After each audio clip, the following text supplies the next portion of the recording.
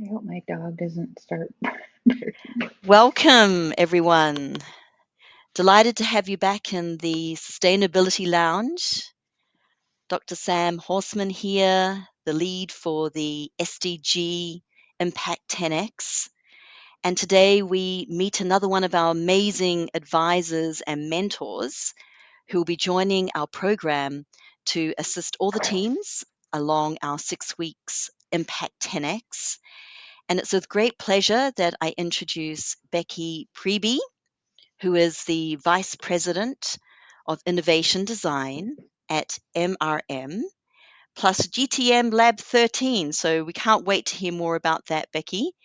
And you're joining us from New York this morning, your evening. So thank you so much for joining us. And we're going to have a conversation around sustainability and also the Sustainable Development Goals, and to really hear your insights and information and ways that you're applying sustainability in your work, and also to hear more about how we can think about sustainability from your perspective. And I've got the first question here. So we wanted to ask you around innovation design, and what are some of your key factors around what we should be thinking about in relation to sustainability and innovation design. So over to you, Becky. Thanks, Sam. It's really good to be here. I really appreciate the opportunity. I'm looking forward to working with the startups and um, hearing the exciting things that they're doing. I'm sure it's going to be a really interesting project.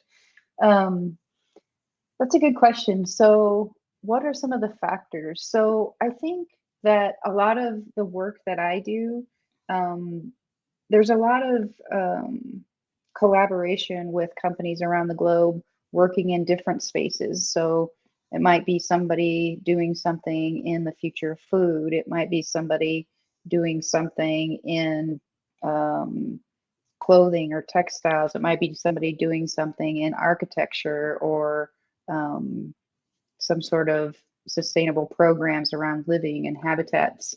I think that I was thinking about this before when we were talking about having this discussion, and I think that the factors, when you talk about factors that are involved, um, really what I think about is what we're trying to achieve in the future, like what kind of world we're hoping to have.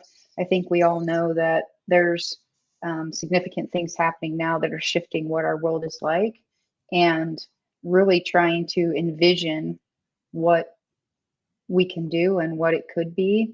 And this phrase kept coming to my mind, the famous quote that uh, necessity is the mother of invention, and how, you know, really it's it's easy to look at things and see that there's a lot of difficult decisions having to be made and things that we have to overcome and things that we need to shift and change. But it's a really exciting time to be part of that because it's probably one of the most innovative times in human history because we've been put in this situation.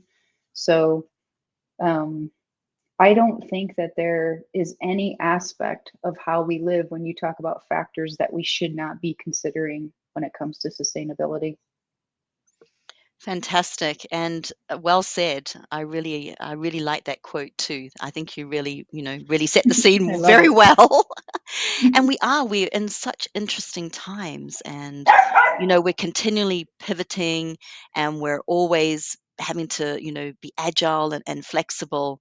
So my next question is really around, as an advisor and mentor, and we've got this great collective genius that have registered for Impact 10X. So from researchers to scientists to inventors to innovators to founders and entrepreneurs, what advice would you know, give them in relation to exploring tech, deep tech, new processes? What are some of your insights around sustainability And what have you seen in potentially some of your projects as well that might be of benefit as we launch into our Impact 10X? Oh, that's so hard. Insights around it.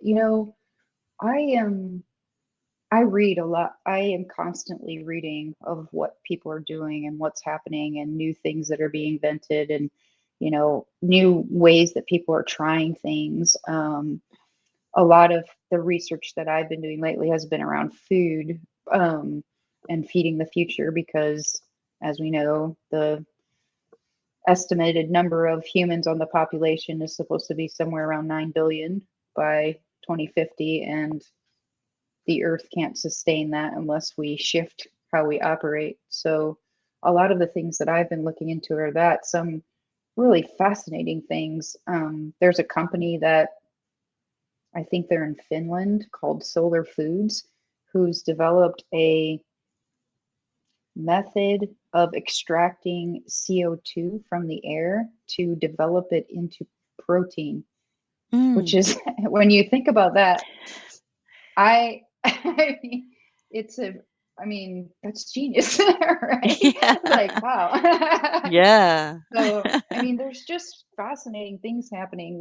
They're currently building they're experimenting right now with seaweed farms in the North Sea to see if, that's a good sustainable um alternative to some of the other things that aren't. But I think also that one of the things I was actually talking with somebody about this today is that as humans, we have this interesting approach where a lot of times we discover something and then we go all in on it and become like, that's the solution, that's what we should do.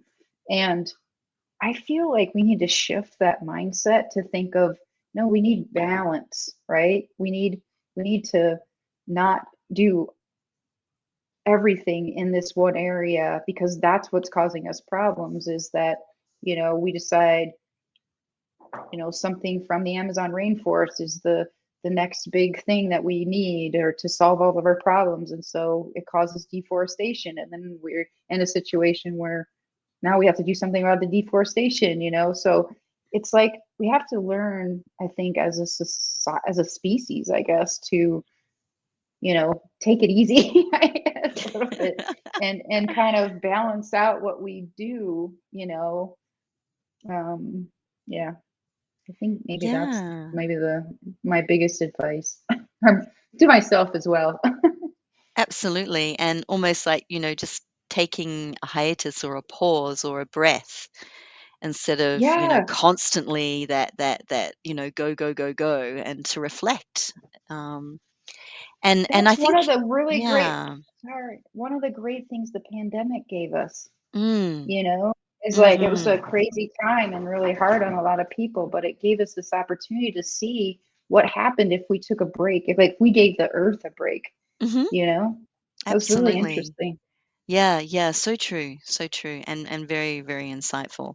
And sometimes, as you said, we're in, this real turbulence, sort of almost off balance, or almost like we're sort of like slightly off axis a bit, and you feel it, right? And I think, as you've mentioned, it's such great advice, just to take pause and also reflect, rather than sort of, project forward and go really gun ho. Excellent advice. Thank you. Now, just shifting gears a bit to, let's just say, as you've mentioned, we had this opportunity to reflect during COVID-19.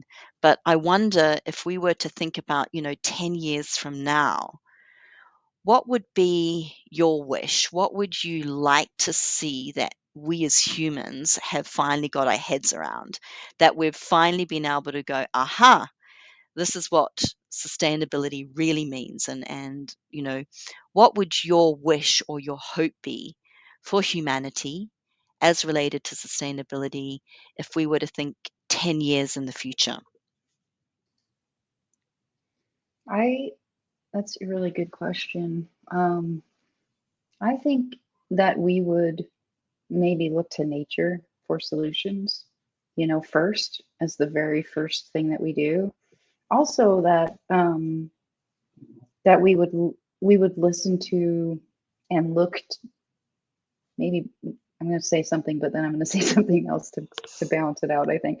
That we would look to the younger people as valid explorers and kind of the intrepid of what can be and what needs to be done, and really think about them as a key stakeholder in deciding what happens, but also in looking and listening to the older generations, and learning from what the mistakes, the good, the bad, both, and using that as a way forward.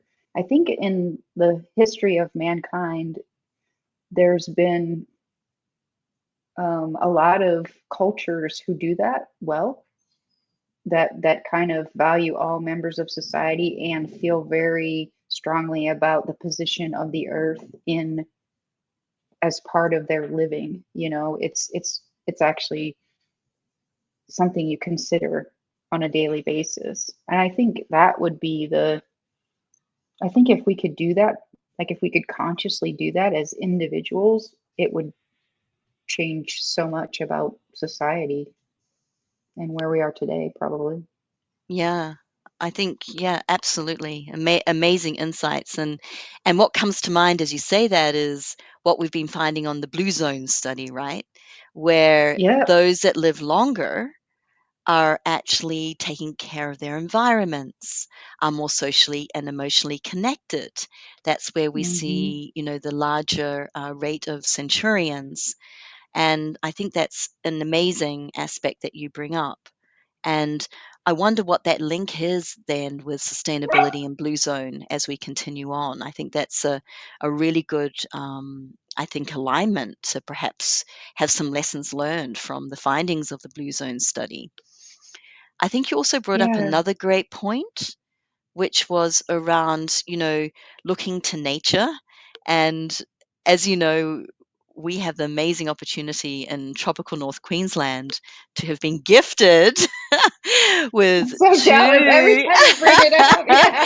two Stop talking amazing about it. two amazing UNESCO World Heritage Sites. So the Great Barrier Oh, Reef that's amazing. and the Daintree Rainforest.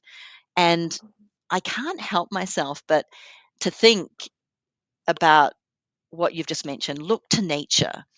Um, what is nature telling us, and what are some of those lessons that we can apply? And I've had the opportunity to work with innovators that have worked in the field of biomimicry. And I know that's a favorite conversation for you as well. But what's your thoughts on biomimicry, and how can we perhaps lean into that with sustainability? Yeah. Um, I think biomimicry should be something that every time you design a product, you should start there. You should start there as your first choice of where to go.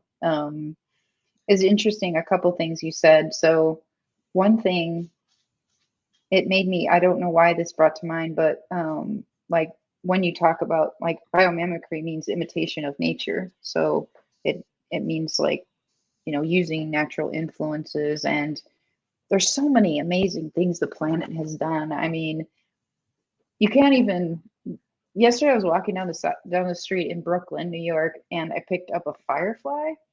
And I don't know if fireflies molt. Like, the firefly wasn't there. It was just like the shell of the firefly. And I didn't Oh, realize if they molt or if, like, it was weird. So, but I picked it up and I brought it back. And I have this little electric microscope. So I was looking at it through this microscope, and it was as you do in your fascinating. I spare mean, time, yeah, people Becky. do.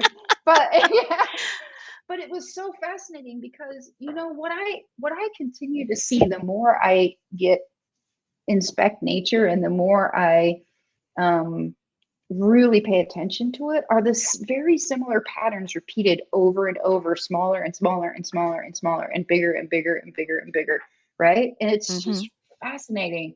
And the other thing that I think about is, you know, first order, second order thinking. Mm-hmm. So nature is built on that, you know, of already understanding that there's that,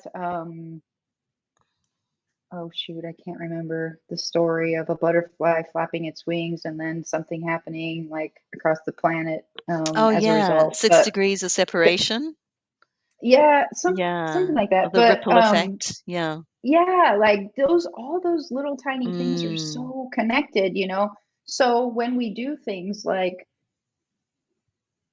um, decide to farm seaweed in the North Sea, we have to think about, well, what does that mean for the North Sea, right? You know, Mm-hmm.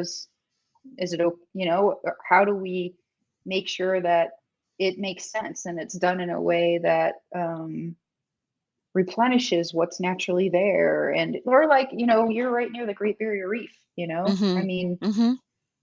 those, that's just like a magical world, you know, and just looking at the impact. I think that's one of the things we're not so good at is looking at the impact down the line of Mm. what we're doing now and how it will affect, you know, everything it touches, you know, everything that happens, you know, continually. Yeah, I forgot what you were asking me specifically, but my We mind start. went a little crazy with It's the perfect. dragonfly. Yeah, right. You gave us more. We started with biomimicry, but we, had Oh, an amazing story. right. So, yeah, no, we're heading up to wrapping up our session, and I know we could sit here in the sustainability lounge, chatting more. And thank you so much. From look to nature to the blue zones to biomimicry to thinking about impact down the line, and the firefly exoskeletons and your microscope. Amazing conversation with you, and I know that we could go on for hours, but we just want to thank you for these insights. And this is what this opportunity to speak with amazing, accomplished mentors and advisors that we have globally. And I really hope to see you back in the Sustainability Lounge, and look forward to again showcasing on October 11th, our demo day, to see what comes out of our Impact 10X UN SDG. So, Becky, thank you so much for your time and for joining us from New York. Have a lovely evening, and look forward to chatting to you again. Thank you so much. It was great talking with you. Bye bye.